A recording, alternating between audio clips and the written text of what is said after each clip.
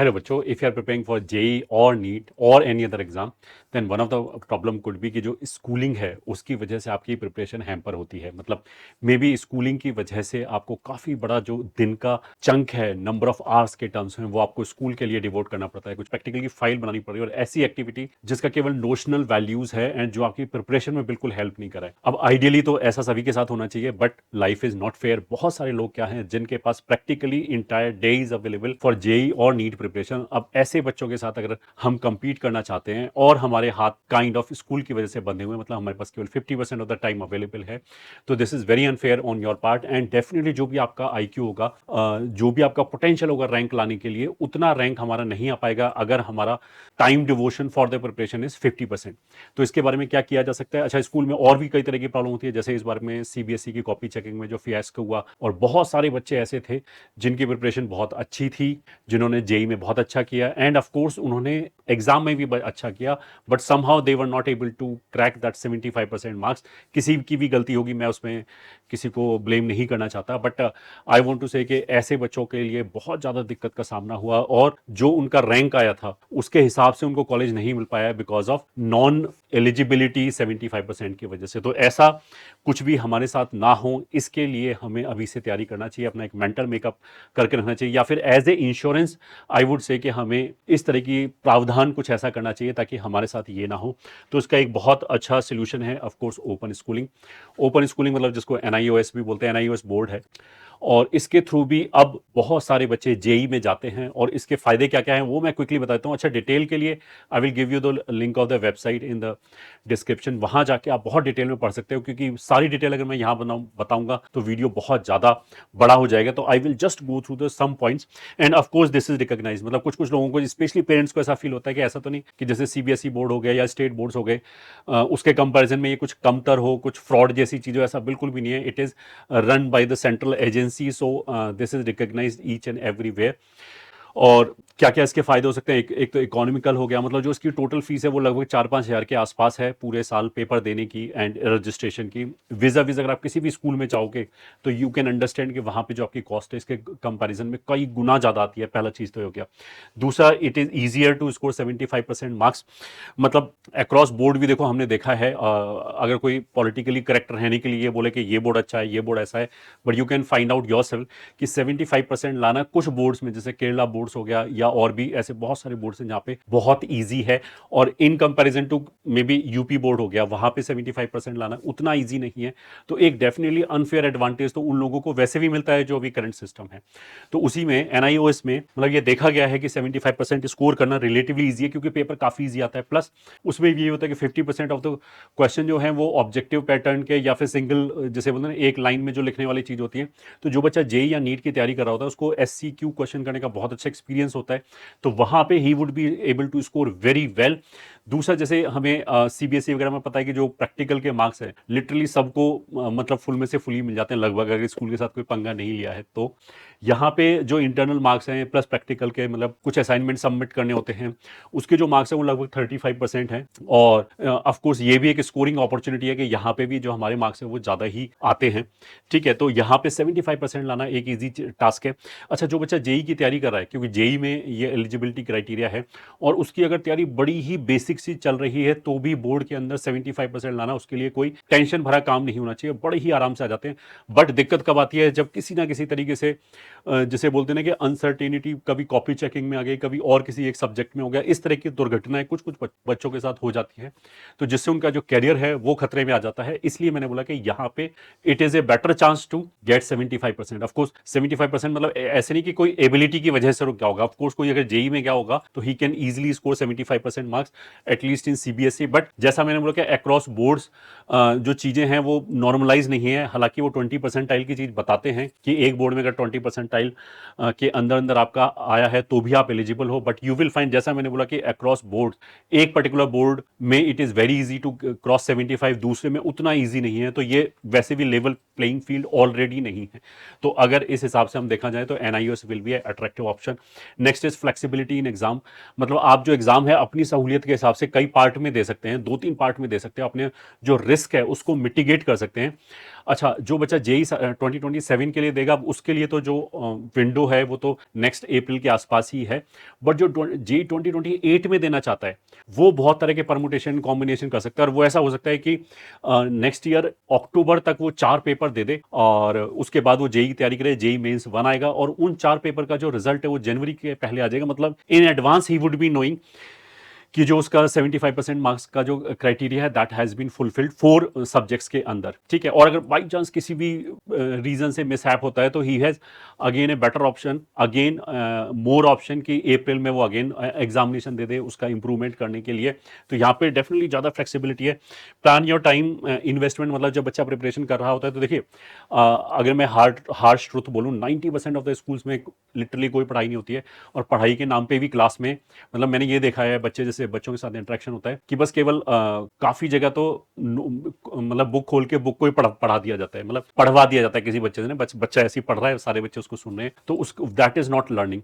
And in so called, अगर कुछ अच्छे स्कूल्स भी हैं, प्राइवेट स्कूल्स भी हैं, कहने के लिए जो अच्छे हैं, जिनका रिजल्ट बहुत अच्छा रहता है, तो वहां पे भी जो मेजर स्ट्रेस है, मतलब there could be exceptions of course, पूरे देश में हो सकता है 5-10 स्कूल ऐसे हों जिनका रियल लर्निंग पे फोकस हो, अंडरस्टैंडिंग पे फोकस हो, अदरवाइज जिसको हम बोलते हैं कि ये स्कूल बहुत अच्छा है, यहाँ पे बच्चों पे बहुत मेहनत की जाती है, तो मेहनत करने का मतलब उनका क्या है कि उनको रटाया जाता है बस, कि किसी भी तरह रट लो और एग्जाम में जाके उगला, और आपके परसेंटेज ज्यादा अच्छे हैं, तो वहां पे भी जो आपका टाइम इन्वेस्टमेंट होता है that is not good for from competitive examination perspective, क्योंकि कॉम्पिटिशन में तो आपको समझ में आना चाहिए जो भी आप पढ़ाई कर रहे हैं, तभी आप उन क्वेश्चंस को सॉल्व कर पाओगे। तो सो कॉल्ड अच्छे स्कूल्स में भी जो टाइम इन्वेस्टमेंट है that is also not good from this perspective.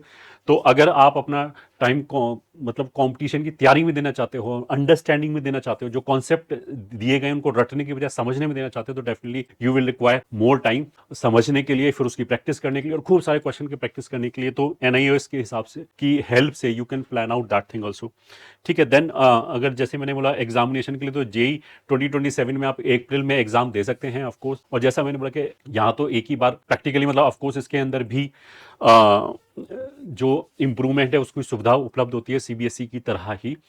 But यहाँ पे और एडिशनल एडवांटेज क्या होगा, आई वुड से कि पहला चीज तो ये होगा कि आपके 50% of the question objective questions हैं, क्वेश्चंस का लेवल रिलेटिवली लो होता है, एंड यू कैन अंडरस्टैंड कि एनआईओएस उन बच्चों के लिए शुरू किया गया है of course who can not afford to go to the school every day, तो ऑफकोर्स उनके लिए थोड़ी सी लीनियंट मार्किंग होती ही होगी, ये ठीक है, ये हम सोच ही सकते हैं। प्लस जो इंटरनल मार्क्स हैं that will help you lot. अच्छा, जेई 2028 के लिए it is very very very attractive, even if you are studying in some board, मान लिया सम स्कूल्स में पढ़ रहे हो, तो भी आप ये सोच सकते हो कि एनआईओएस में एक बार एडमिशन लेके रख लेते हैं, ताकि हमारे पास एक ऑप्शंस एक्स्ट्रा अवेलेबल रहे। अच्छा, ये वाले जो बच्चे हैं जेई 28 वाले, जो अभी 11th में पढ़ रहे होंगे, वो क्या कर सकते हैं कि जैसे सब्जेक्ट में एक तो पीसीएम तो हमें चाहिए होता है, ठीक है, एक इंग्लिश हो गया, और एक फिफ्थ सब्जेक्ट हो गया जो डेटा एंट्री हो गया, कंप्यूटर हो गया, फिजिकल एजुकेशन हो गया, इस तरह का हम एक फिफ्थ सब्जेक्ट ले सकते हैं। और अच्छा, कुछ बच्चे ऐसे भी कर सकते हैं 6 सब्जेक्ट लेने, मतलब 6 सब्जेक्ट लेने, उसमें से जो सिक्स सब्जेक्ट होगा, ऑफकोर्स आपके पास एक लैंग्वेज होना ही चाहिए, और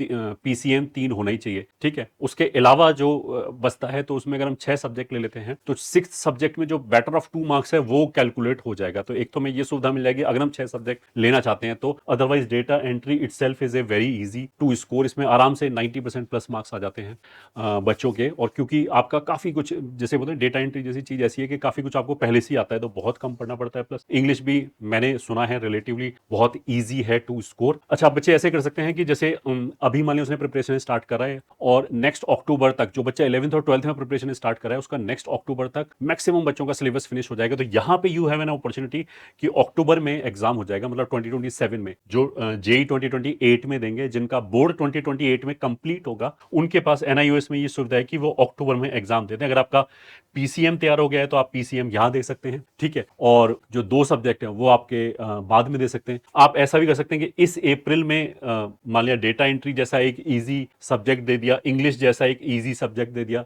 इस अप्रैल में, मतलब 27 के अप्रैल में, ठीक है, और फिर इनमें से कोई एक एग्जाम दे दिया, और 4 ही एग्जाम बेसिकली आप पहले तक दे सकते हैं, मतलब इन दोनों में मिला के अप्रैल भी 2 बार आएंगे 11th वालों के लिए।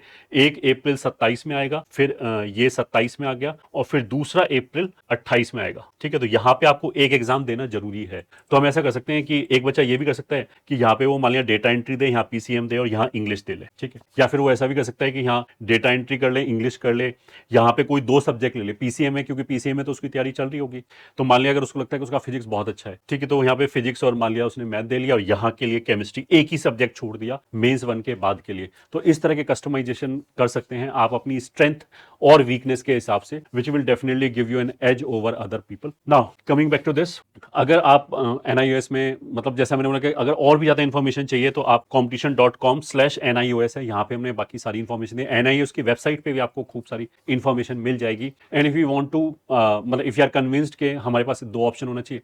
अच्छा, 2 बोर्ड में आप फॉर्म तो भर ही सकते हो। मान लो कोई बच्चा ऑलरेडी सीबीएसई में पढ़ रहा है और उसने एनआईओएस का ही फॉर्म भर दिया, हाँ, 2 बोर्ड से आप पास नहीं कर सकते, 2 बोर्ड से आप एग्जाम नहीं दे सकते। तो ऐसा हो सकता है कि नेक्स्ट ईयर अक्टूबर के आसपास आप सोचोगे एनआईओएस ही बढ़िया है, मैं सीबीएसई छोड़ता हूँ, एनआईओएस से ही आगे बढ़ता हूँ। आजकल के यूजुअल स्कूल में भी कई तरह की दिक्कत आ जाती है। कभी कभी ऐसा होता है कि वो डी रिकॉग्नाइज हो गया, ठीक है, स्कूल ही डी रिकॉग्नाइज हो गया, तो या स्कूल वाले बहुत किसी भी तरह से, मैंने सुना है जैसे कई कई जगह से ना, कि वो किसी भी तरीके से एक्सटॉर्ट करने की कोशिश करते हैं बच्चे को, ये ठीक है, ब्लैकमेल करने की कोशिश करते हैं। उन सब से बचने के लिए this could be one of the, जिसे बोलते हैं इंश्योरेंस वाला ऑप्शन। ठीक है, तो आप वेबसाइट पे जाके खुद भी फॉर्म भर सकते हैं और इसमें एडमिशन ले सकते हैं। दूसरा, इफ यू वांट कि नहीं ये सब काम मेरे को नहीं करना है, I want to stay away from this, तो team competition has tied up with some people जो इस चीज में एक्सपर्ट हैं, तो आप इनके द्वारा भी मतलब टीम कंपटीशन की हेल्प से भी आप ये सारा प्रोसेस कर सकते हो। तो उसकी एडमिशन के लिए मतलब काउंसलिंग हो गया, सब्जेक्ट सिलेक्शन हो गया, डॉक्यूमेंट मतलब रजिस्ट्रेशन हो गया, फिर सेंटर का सिलेक्शन हो गया, क्योंकि एनआईएस में जो भी बच्चा पढ़ रहा होगा उसको किसी स्कूल के साथ अटैच किया जाएगा जहां पे वो जाके एग्जामिनेशन वगैरह ये सब देगा। फिर ऑफिशियल पोर्टल पे जैसे फॉर्म भरने के लिए जो असिस्टेंस लगता है, मतलब वो भी प्रोवाइड किया जाएगा। एंड एग्जाम के टाइम पे जब फॉर्म भरा जाएगा तो उसमें भी गाइडेंस प्रोवाइड किया जाएगा। तो you can avail this facility also. एक तो मतलब आप खुद भी जाके कर सकते हो, दूसरा अगर आप टेंशन फ्री रहना चाहते हो तो सारा काम यहाँ पे कर सकते हो। तो इसके लिए जैसा मैंने बोला कि we have tied up with Chirantan ji, he is an expert and बहुत सालों से वो ओपन स्कूल्स के साथ जुड़े हुए हैं। तो इनकी हेल्प से मतलब we have tied up with him to provide an option to the student जो एनआईओएस में एडमिशन लेना चाहते हैं, जैसा भी मैंने बोला है। अच्छा, जो बच्चे डायरेक्टली पोर्टल पे जाके और जिनको टेंशन भी लगता है वो खुद ही जाके कर सकते हैं। जो बाकी सब चीज में जैसे मेरे को लगे कि कौन सा सब्जेक्ट सिलेक्शन करना चाहिए, इस तरह की काउंसलिंग है, फिर मेरा कोई फॉर्म भर दे, मेरा कोई एग्जाम में हेल्प कर दे, उस तरह की हेल्प के लिए अगर आप कॉम्पिटिशन के साथ जाते हो तो हमने एक प्राइस रखा है, दैट इज 9999। जैसा मैंने बोला कि जो ऑफिशियल फीस है वो 4000 to 5000 के आसपास है, वो आप वेबसाइट पे जाके चेक कर सकते हो। तो इस फीस के अंदर ऑफ कोर्स जो एनआईओएस की रजिस्ट्रेशन फीस है वो सारी इंक्लूडेड है, प्लस और भी बहुत तरह के आपको यहाँ पे फायदे मिलेंगे कि आपका बेसिकली टेंशन खत्म कर दिया कि फॉर्म भरना हो गया, रजिस्ट्रेशन फॉर्म भरना हो गया, एग्जामिनेशन फॉर्म भरना हो गया, फिर स्कूल के साथ कोऑर्डिनेशन करना हो गया। वहां पे आपको जब मतलब आपके जब प्रैक्टिकल होंगे, इंटरनल्स होंगे, तो वहां जिस भी तरह का आपको बताना हो गया, टाइम टू टाइम अपडेट रखना होगा, वो सारी चीजें इस पैकेज के अंदर है। मतलब इसके अलावा आपका कोई खर्चा नहीं आएगा of course. And if you want to be tension free तो you can consider this as one of the options. ठीक है, एनआईओएस से रिलेटेड और भी अगर मान लिया आपको किसी भी तरह का कंफ्यूजन है तो you can call back at this number, ये ठीक है, 7410902270। या फिर हमने एक गूगल फॉर्म भी दिया है डिस्क्रिप्शन में, आप उस गूगल फॉर्म को भी भर सकते हो। जो भी मतलब चिरंतन जी के साथ जो हमने टाइप किया है, उनकी team will call you and try to assist you. जो भी आपके डाउट्स होंगे वो आपको क्लियर कर दिए जाएंगे। ठीक है, तो अगर हम इंपॉर्टेंट डेट्स के बारे में बात करें तो 31 जुलाई 2026 तक, ये 2027 वाले बच्चों के लिए 31 जुलाई 2026 तक आप विदाउट एनी लेट फीस आप रजिस्ट्रेशन कर सकते हो। उसके बाद अगर आप रजिस्टर करोगे तो 15 सितंबर तक, ये ठीक है, लेट फीस एप्लीकेबल होगा। फिर भी आप फॉर्म तो भर सकते हो बट लेट फीस एप्लीकेबल होगा। अच्छा, कितना फीस एप्लीकेबल होगा तो वो आप चाहो तो फोन करके पूछ सकते हो, या गूगल फॉर्म जो हमने दिया है उसमें आप इंफॉर्मेशन भर सकते हो and our team will call back and explain you. ठीक है, दूसरा ये हो गया जो 11th में बच्चे हैं ऑफ कोर्स वो तो फॉर्म अभी से भर सकते हैं। अच्छा, इसके सिलेबस में क्या होता है कि कुछ जैसे सीबीएसई में तो प्योरली 12th वाला पोर्शन आता है, यहाँ पे क्या है कि कुछ पोर्शन 11th का भी आता है प्लस 12th का ही आता है। बट अगर कोई बच्चा जेई या नीट वगैरह की तैयारी कर रहा हो तो उसको इस पोर्शन से कुछ दिक्कत नहीं होनी चाहिए। और जैसा मैंने बोला कि एग्जाम काफी स्टूडेंट फ्रेंडली है, ईजी टू स्कोर है। और किसी भी तरह का अगर आपको डाउट है तो आप हमारी टीम को कॉल कर सकते हैं। नंबर मैंने पहले ही बता दिया था 7410902207, ये ठीक है। एंड रजिस्टर करने के लिए आप competition.com/NIOS पे जा सकते हैं, वहाँ सारी इन्फॉर्मेशन भी है, प्लस फर्दर का प्रोसेस भी है। तो I hope it will be useful for you, और अगर आपको किसी भी तरह का डाउट है तो आप इस वीडियो के कॉमेंट सेक्शन में पूछ सकते हैं। तो आई होप जो आपका स्कूल की वजह से जो टेंशन आ रहा होगा, मतलब वो आपका कुछ ना कुछ जरूर सॉल्व हो गया होगा इस वीडियो के माध्यम से। देयर आर मेनी एग्जांपल्स, मतलब अगर किसी को ऐसा लग रहा है कि लोग एनआईओएस करते हैं, तो there are many examples within top 1000 ranks whom I know personally, जिन्होंने एनआईओएस से किया है एंड वो आईआईटी के अंदर गए हुए हैं। तो उस तरह का फियर अभी तो नहीं होना चाहिए। अभी तो मतलब पहले तो इसके बारे में इंफॉर्मेशन कम थी तो लोग कुछ हिचकिचाते थे, बट आज की डेट में ऐसा कुछ नहीं है। You can verify it yourself, और कोर्ट का भी ऑर्डर है कि इसको बाकी उसके समकक्ष ही माना जाए, बाकी बोर्ड्स के। तो कहीं पे भी अगर सीबीएसई बोर्ड एलिजिबल है तो definitely NIOS will be eligible. तो उस तरह का फियर नहीं रहना चाहिए। फिर भी अगर आपको किसी भी तरह का क्वेश्चन आता है तो आप हमारे नंबर पे संपर्क कर सकते हैं, या फिर इस वीडियो के कमेंट सेक्शन में you can put the comment and I team will try to answer. All the best.